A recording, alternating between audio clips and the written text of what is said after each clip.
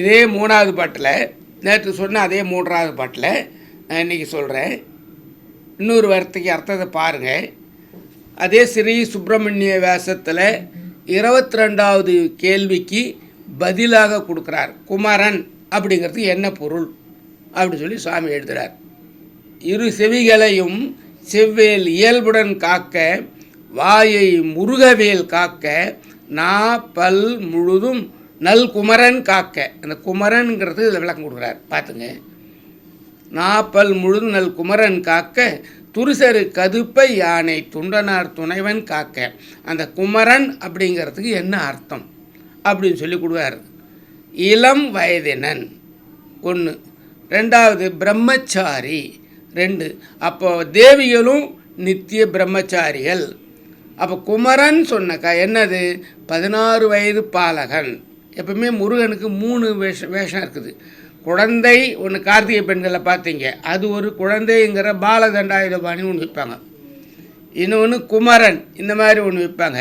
இன்னொன்று முதியோனாவும் வருவார், புலவன் கவிஞன் அப்படிலாம் வருவார்.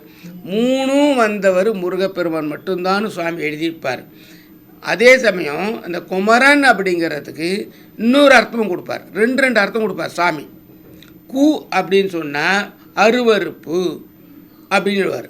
மாறன்னா அதை நாசம் செய்பவன். அப்போ என்னது? ஆன்மாக்களில் காமம், குரோதம், உலோபம், மோகம், மதம், மாச்சரியம் 6 குற்றங்கள் இருக்குது. அதனால தான் நம்ம மறுபடியும் பிறந்து நிற்கும்.